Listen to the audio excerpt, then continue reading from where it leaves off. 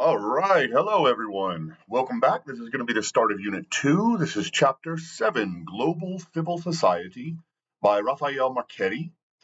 So the first section defines civil society as the space outside of government, family, and market, a place in which individuals and collective organizations advance allegedly common interests, right? So there are many examples of this sort of thing. You have non governmental organizations, you have labor movements and unions, indigenous and diaspora groups. Diasporas are immigrants in a particular state. If you consider the United States, Wisconsin and Michigan have high, like Somali populations. And so what we find is that many of these, whenever you have a small group of immigrants from a particular nation um, welcomed into a third party country like the US, um, there tends to be a following of future immigrants, right? And they tend to reside in the same space. So places like Detroit, Milwaukee, etc., have been pretty welcoming to refugees, asylum seekers, etc. And so, because there's connections to the homeland, you tend to get mass migration to particular areas, and these are called diasporas. You also have charities, right? This would be like, I don't know, the Red Cross, things like that. You have religious organizations, the Catholic Church, Judaism, some Islamic institutions, etc. You have the media. Um, there are national medias, but there are also international medias, mediums, I guess. And then finally, academia, research, think tanks, etc. Okay, section 2, conditions for transnational activism, right? So the facilitation of civil society participation really starts post World War II, right? And we really start to see a lot more international non-governmental organizations being allowed at least a voice in some of these international organizations like the EU, ASEAN, NAFTA, the UN, etc., as well as things like climate conferences. I think we discussed earlier, like the ozone layer problem in the 1990s, um, things like that, right? You also have a lot of privatization since sort of the Thatcher Reagan era in the early to mid 80s. And this has sort of empowered private organizations a little bit relative to governments, right? Governments used to run a lot of different organizational structures, especially things like utilities, et cetera. Since the sort of institution of neoliberalism and privatization since the Thatcher and Reagan era, this has sort of boosted these NGOs relative to the government, right? I would say governments are obviously still more powerful, but NGOs are growing in power. And then finally, we have globalization, which is also leading to the bolstering of the power of international organizations. Globalization allows for sort of cross national membership.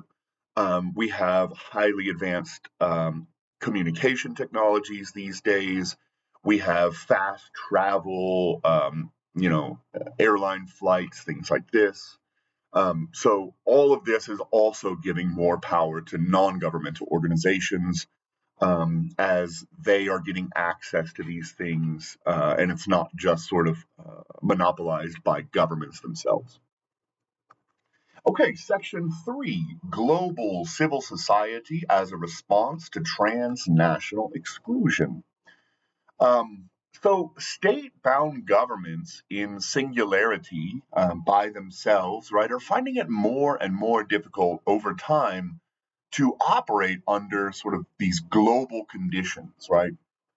It was a lot easier prior to all of these expansions in communication and travel technologies for states to operate in singularity. But now we have globalization. Um, you've got sort of trade across the globe, which is sort of reducing the power of governments to just control what happens in their borders. Right. If you look at like the 2008 financial crisis, which we'll talk about later in another chapter, but you saw America's problem became the world's problem, right? And so, Portugal, Spain, Greece um, were devastated sort of by the effects of the United States collapse of the insurance and banking systems, and they didn't really have a whole lot of control over that, right? So this globalization is reducing the power of governments to just affect things within their borders. You also have the spread of intellectual property. You have the sort of contagion effect from economic collapses, right? If you look at the 1997 Asian currency collapses, if you look at the collapse of like Argentina in the 2000s and their default on their debt, if you look at the 2008 financial crisis and its contagion effect across the planet, these economic collapses are no longer just individual state problems, right? They start to become regional or even global. You have climate change, which obviously no single country on Earth can affect or stop. This is going to take massive international cooperation. You have the sort of rising problem of terrorism, right? If we look at 2001, 9/11, of course. If you look at the August 7th bombing, I think it was August 7th bombings of the subway in England, and many other examples. Right, terrorism is becoming international rather than just domestic. You have the growing problem of mass migration, which we'll also talk about in some of the future chapters. But mass migration, especially since the Syrian civil war and the Arab Spring of 2011, has caused massive migration, as well as the collapse of sort of the Central American countries, Guatemala, Honduras, Nicaragua, um, these sort of countries. So you're seeing North Africa and the Middle East sort of flood into Europe, and then you're seeing these Central American refugees or migrants flood into the United States. So the interesting thing is, during the 90s and 2000s, the vast majority of migrants into the U.S. were Mexican nationals. That has been reduced dramatically, and now the larger proportion of migrants into the U.S. is from the Central American corridor. And then finally, you have epidemics, right? And COVID is a great example. Viruses don't respect borders, obviously. And so, Wuhan, China, we saw, I guess, around October of 2017, 2018, we saw these inklings of concern from media from Wuhan, China, which quickly spread across the entire planet and killed millions and millions of people. So all of these things are sort of reducing the ability of individualized states to act, individually, right? And this is helping to reduce the sort of exclusionary attitudes towards civil society groups, um, and allowing for a little bit more space for them to participate in global affairs.